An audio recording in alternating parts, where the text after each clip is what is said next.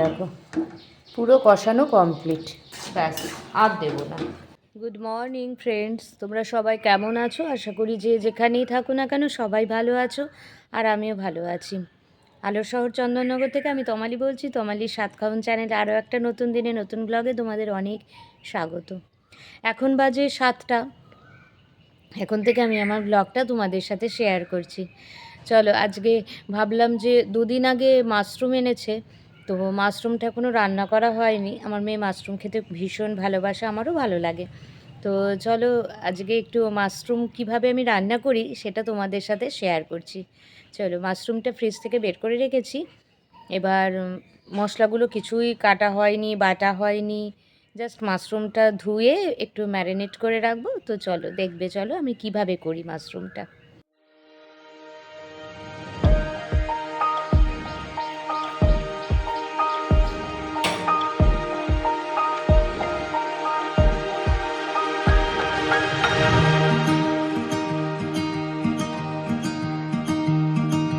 মাশরুমগুলোকে ঢেলে নিলাম, এবার ঢেলে ধুয়ে নেব ভালো করে।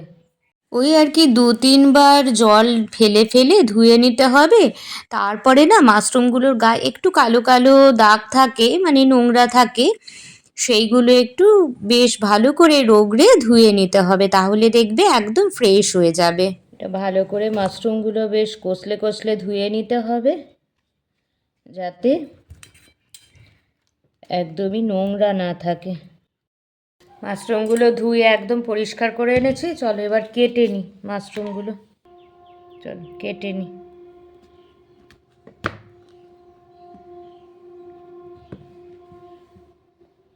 এরকম 2 ভাগ করে করব, কিন্তু যেগুলো অনেক বড় সেগুলো 4 ভাগ করে নেব।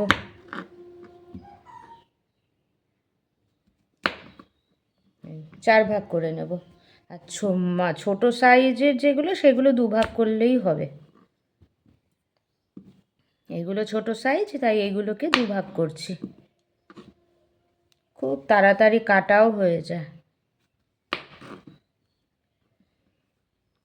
আর মাশরুম খাওয়া তো ভীষণ ভালো।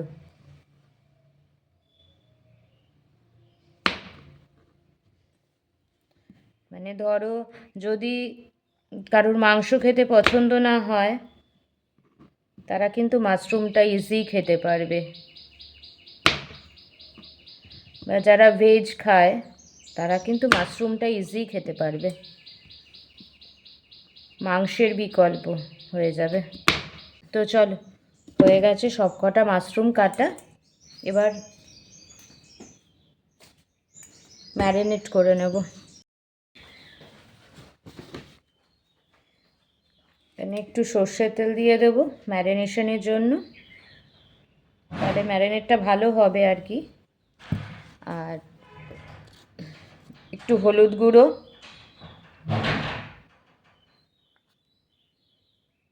আর একটু লঙ্কা গুঁড়ো।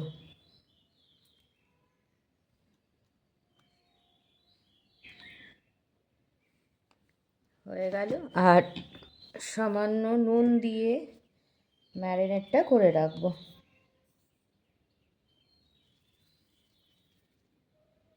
ব্যাস, এবার ম্যারিনেট করে এটাকে ওই 5 মিনিটের মতো রেস্টে রাখবো।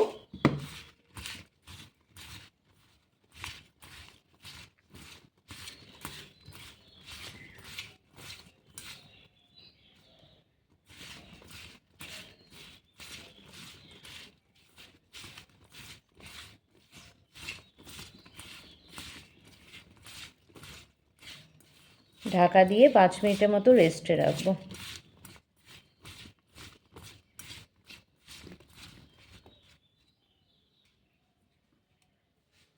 তো এই যে, চলো অন্যান্য প্রসেসগুলো কমপ্লিট করি। এই যে এখানে আমার সবজি কাটা হয়ে গেছে। ক্যাপসিকাম, টমেটোটায় বেটে নেব মিক্সিতে। আর পেঁয়াজ ফাইন চপ করে নিয়েছি, কাঁচা লঙ্কা কুচিয়ে নিয়েছি, আর আলু, অল্প একটু আলু দেবো যাতে মানে তরকারিটা যাতে বেড়ে যায় তার জন্যে। এই হলো গিয়ে আমার সব কাটা হয়ে গেল সবজি। চলো এবার বেটে নিই।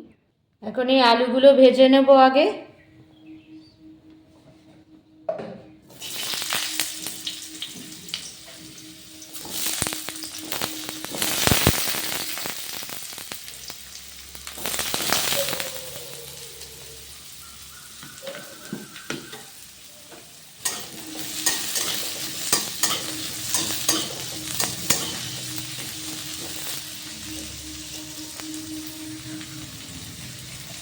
একটু লাল লাল করে ভেজে নেব, তাহলেই হয়ে যাবে।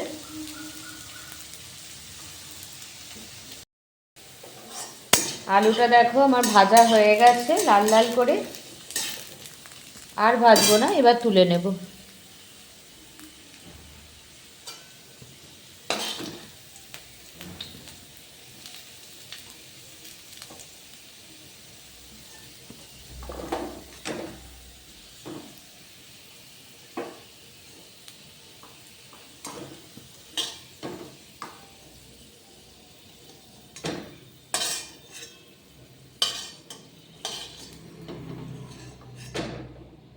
এবার পেঁয়াজগুলো দিয়ে দেব।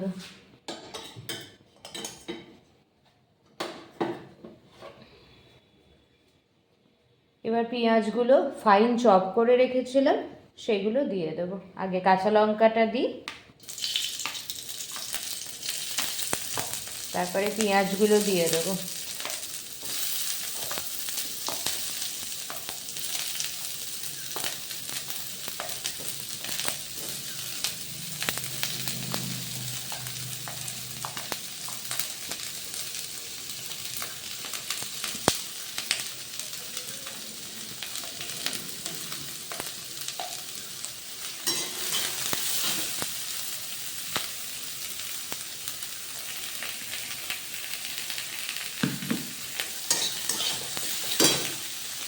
এখানে আমার আরেকটু তেল লাগবে, একটু তেল দিয়ে দিচ্ছি।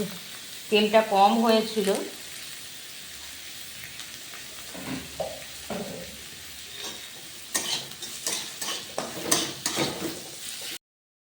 আচ্ছা, পেঁয়াজটা একটু হালকা ব্রাউন হয়েছে, এই সময় ক্যাপসিকামটা দিয়ে দেব। তাহলে ক্যাপসিকামটাও নরম হবে। আর এখন একটু নুন দিয়ে দেব। এই যে নুন দিয়ে দিচ্ছি পরিমাণ মতো, তাতে ক্যাপসিকাম আর পেঁয়াজ দুটোই বেশ নরম হয়ে যাবে।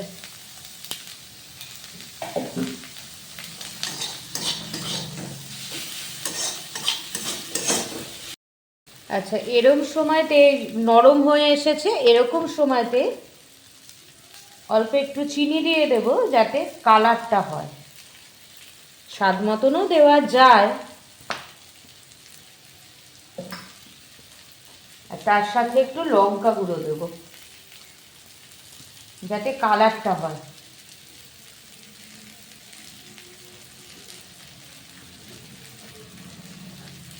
একটু হলুদটা পরে দেব।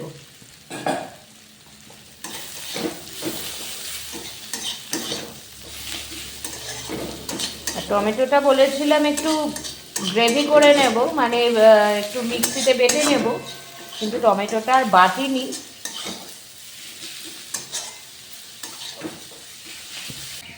এই যে টমেটোটা এখন দিয়ে দেব, নরম হয়ে যাবে।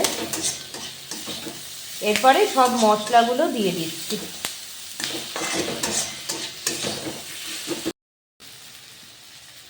আচ্ছা, এখানে আদা রসুন বাটা দিচ্ছি, 2 চামচের মতো আদা রসুন বাটা। আর আদা জিরে বাটা দিচ্ছি 1 চামচের মতো, ওই 1.5 চামচের মতো আদা জিরে বাটা।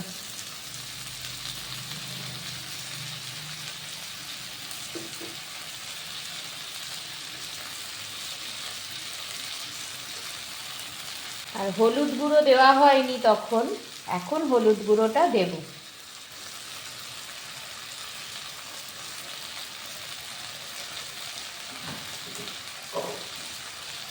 মশলা সব দেওয়া হয়ে গেছে, আর কোনো মশলা আমি এখন দেব না।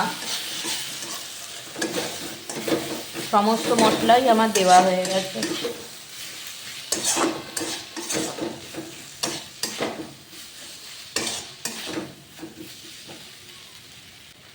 অল্প একটু জল দেব যাতে মশলাটা পুড়ে না যায়, তাই অল্প একটু জল দেব।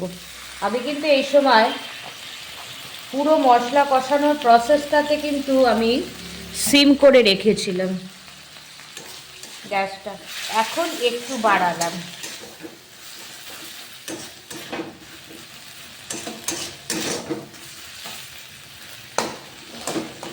মশলাটা ভালোভাবে কষিলে, কষা হয়ে গেলে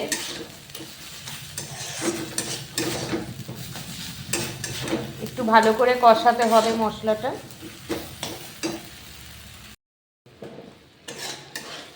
এই যে মশলাটা আমার পুরোটাই কষানো হয়ে গেছে,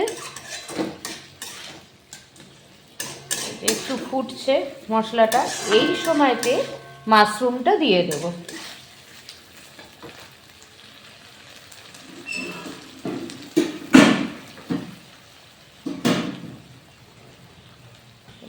ঢাকা দিয়ে রেখেছিলাম মাশরুমটা, এটা দিয়ে দেব।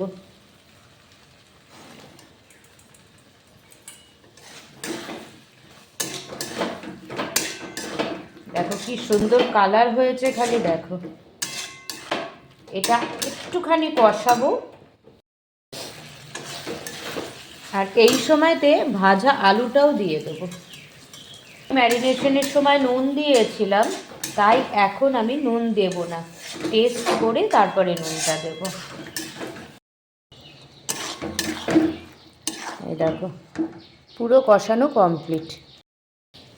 এবার অল্প একটু জল দিয়ে দেব, অল্প, বেশি দেব না, কারণ মাশরুমগুলো আমি যেহেতু ম্যারিনেট করে রেখেছিলাম সেহেতু এটা নরমই হয়ে গেছে। জাস্ট অল্প একটু দিয়ে দেবো, ব্যাস। এটা প্রায় হয়ে গেছে মাশরুমটা, আলুও সেদ্ধ হয়ে গেছে, মাশরুম তো সেদ্ধ হয়েই যাবে, এটাও সেদ্ধ হয়ে গেছে। তো এই যে একদম রেডি, একদম রেডি। তো এটা টেস্টটা একটু বাড়ানোর জন্য না আমি একটু কসুরি মেথি দিচ্ছি। এই যে এটা কেউ ডাস্ট দিলে ডাস্ট দিতে পারে, আমি কসুরি মেথিটা এরকম ডাইরেক্ট দিয়ে দিচ্ছি, আমি আর ডাস্ট করলাম না। এই যে আমার মশালা মাশরুম একদম রেডি হয়ে গেছে।